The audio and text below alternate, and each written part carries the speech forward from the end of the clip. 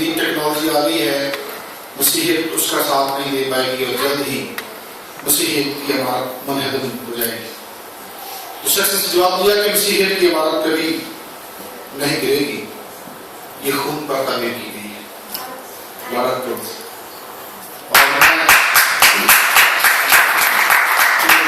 इन शहदा को देख के मैं यकीन माने मैं दिल में खुशी और मुसरत महसूस कर रहा था कि अब हमारा उसे कुछ भी करें 90 लाख के 1 करोड़ लोग जो हैं वो कौम बनने वाले हैं। और अब वहाँ पर देखेंगे कि आज़ादी की और एक रिवाइवल की नई लहर आएगी जब हम शहदा का खून इस तरह बहते हैं। आइए खुदा के कलाम की तरफ लौटते हैं। आपने हमारा यकीन पढ़ा होगा खुदा के बंदे पौलुस की मार्फत लिखा गया खत फिलिप्पी कलीसिया के नाम, उसका बाब नंबर 4 और उसकी आयत नंबर 18 से 20 हमने पढ़ी, लेकिन मेरी आज संध्या जो है मैं एक दफा फिर आपके लिए पढ़ूंगा। खुदा के कलाम में लिखा है, मेरा खुदा अपनी दौलत के मुवाफिक जलाल से मसीह यीशु में तुम्हारी हर एक एहतियाज रफा करे। आपने पैराट्रूपर्स का या पैराशूटिस्ट का नाम तो सुना होगा। मैं बनी इस्राएल की तारीख के 2 बड़े वाकयात आपके सामने पेश करना चाहता हूं, लेकिन इससे पहले कि मैं उनकी तारीख के वो गोशे आपके सामने बयान कर सकूं, मैं ये छोटी सी बात के साथ शुरू करना चाहता हूं कि पैराट्रूपर्स या पैराशूटिस्ट का नाम आपने सुने, डाइवर्स भी कहते हैं। उनका काम ये होता है कि वो जहाज उड़ते जहाज के दरवाजे में बड़े दरवाजे में खड़े होकर छलांग लगाते हैं और बड़ी कामयाब उड़ान करते हैं, फिर कामयाबी से जमीन पर उस पैराशूट की मदद से उतर जाते हैं। कोई भी बंदा जब पैराशूटिस्ट बनना चाहता हो या वो पैराट्रूपर्स बनना चाहता हो, वो स्कूल में जाए तो उसे सबसे पहले एक सबक दिया जाता है, एक लेसन दिया जाता है। उसे साथ ये बताया जाता है कि ये सबसे पहला भी है, सबसे जरूरी है और सबसे आखिरी भी है। वो क्या है? जब भी आपने जहाज के खुले हुए दरवाजे में खड़े होकर छलांग लगानी है, एक कानून कभी नहीं भूलना, और वो कानून ये है, हमेशा ऊपर देखना है। फिर से और बहुत सारी इंस्ट्रक्शंस दी जाती हैं कि आपने क्या करना है।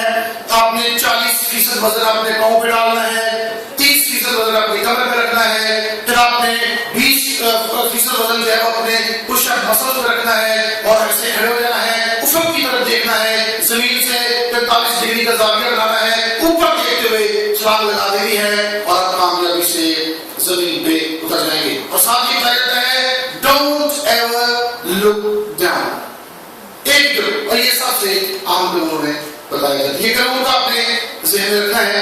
तो मैं कह रहा था कि मैं बनी इस्राएल की तारीख के 2 आम वाक़यात आपके सामने बांटना चाहता हूँ।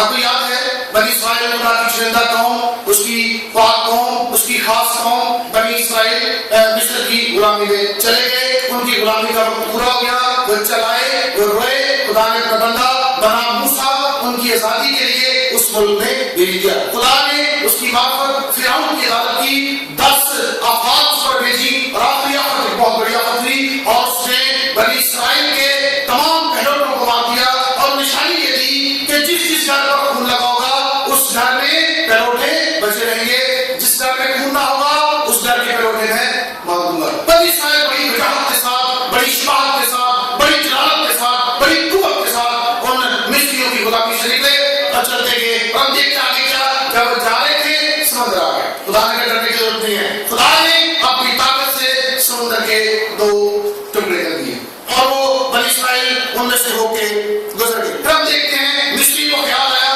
कि नहीं अब के हमने पकड़ेंगे, मिस्री के पीछे भागे और हम देखते तो फिर हम खुदा का जो है जोरे पास देखते हैं कि समुद्र फिर मिल गया और वो मिस्री वहां पर मर गए। फिर मसला ये पैदा हो गया, हम बियाबान में हैं, हम क्या खाएंगे? खुदा ने कहा परेशानी की जरूरत नहीं है, आसमान से मन बरसाया गया। मन के बारे में खुदा का कलाम बयान करता है कि मन फरिश्तों की खुराक हुआ करती थी। खुदा कलाम में लिखा है उन्होंने एंजल्स फूड, एंजल्स पोर्शन खाया और वो खुराक खा के चलते गए। तब देखते हैं कि वो अपना सफर जारी करते हैं और बियाबान में चलते जाते हैं। फिर उन्होंने पूछा मूसा हम पानी कहां से पिएंगे? वो उसने खुदा से कहा इस बड़े बियाबान में इस कसीरे को मैं पानी कहां से लाऊंगा? खुदा ने कहा अपना साथ पकड़, उधर की चट्टान पर मार, यहां से पानी निकलेगा। चट्टान से पानी निकला, उन्होंने पानी पिया। फिर गोश्त खाने के बड़े शौकीन थे, मिस्र में रहने की गोश्त खाने की आदत पड़ गई थी। खुदा ने कहा रोज ताजे बटे खुदा ने कहा मेरा वादा है बनी इस्राएल में से किसी शख्स की जूती इन सफर के दौरान नहीं घिसेगी। और फिर देखते हैं तो चलते गए, खुराक आसमान से आ रही है, भोज मिल रहा है, पानी मिल रहा है, जूतियों की हिफाजत की जा रही है, खुदा का हरावल है, खुदा का चंडाल है, आगे भी खुदा पीछे भी खुदा, खुदा हंसकर। फिर देखते हैं एक बड़ा अहम मोड़ आता है, एक मकाम कादिश बरनी पर सारी कौम पहुंच जाती है। पर हम देखते हैं वहां पर जाकर रुक जाते हैं। मूसा कहता है इससे पहले कि हम वादा की सरजमीन में दाखिल हो, ऐसा करते हैं एक कमेटी बनाते हैं। 12 लोगों की कमेटी बनाई, ग्रुप बनाया जिसमें यीशु और कालेब भी शामिल थे। उनको कहा जाओ लेके आओ, रिपोर्ट लेके आओ, तुम्हारी रिपोर्ट पर हम आगे सफर भेज जाएंगे। देखिए भूल गए कि वो खुदा जो हमें आसमान से मन दे रहा था, जो बटेर दे रहा था, जो पानी पिला रहा था, आगे फैसला करेगा। लेकिन हम इंसान हम देखते हैं अपनी स्कीमों में पड़ गए और कहने लगे जाओ जाकर रिपोर्ट लेके आओ, तुम्हारी रिपोर्ट पर हम आगे बढ़ेंगे। वो बंदे गए, रिपोर्ट लेके वापस आए, क्या कहते हैं? कहते हैं वहां पर भूत भी बैठता है, वहां पर शहर भी रहता है, बड़ा सा मुल्क है, लेकिन वहां पर बनी अनाथ रहती है। उनके बारे में क्या है? वहां पर जिन रहते हैं, बहुत बड़े बड़े देवकामत लोग रहते हैं। उन्होंने बड़ा तारीख शास्त्र लेकर बोला, कहते हैं हम वो बड़े बड़े जिन थे और हम उनकी नजर में गोया टिड्डे। आज मेरे सर्मन का टॉपिक है जायंट और ग्रॉसहॉपर, जिन या टिड्डे। अगर बोलती आगे ना जाना, हम उनकी नजर में गोया टिड्डे, वो जिन है।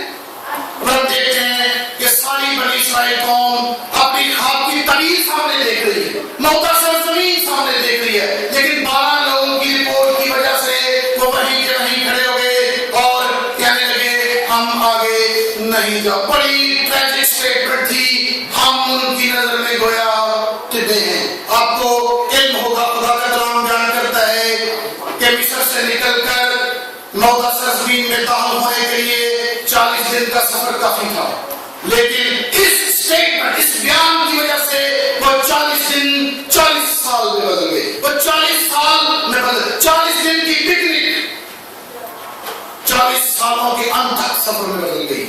इस स्टेटमेंट से हम उनकी नजर में गोया टिड्डे। सदियां गुजरी, एक और वाक़या बयान करना चाहता हूं। बनी इस्राएल फिलिस्तीनियों के साथ जंग में मसरूफ है, सारे डरे हुए हैं। एक छोटा सा बच्चा, बहुत छोटा नहीं, लड़कपन है उसका, वो अपने बाप के साथ खेतों में काम कर रहा है। उसका बाप यसी उसे बुलाता है, दाऊद इधर आओ, ये खुराक लेके जा, तेरे भाई मसरूफ जंग है, फिलिस्तीनियों के साथ जंग लड़ रहे हैं, बेटा ध्यान से जाना, ये खुराक ले जा, अपने भाइयों को दे के जल्दी वापस आ जाना। तो ये बहुत छोटा है, मासूम है, तू जंग में दिलचस्पी न ले। दाऊद रोटी लेके वहां पर चला गया, अपने भाइयों को कहते हैं भाइयों आपके लिए खाना लेके आया हूं, खाना देता है, उसे छुपाते हैं, टी शर्ट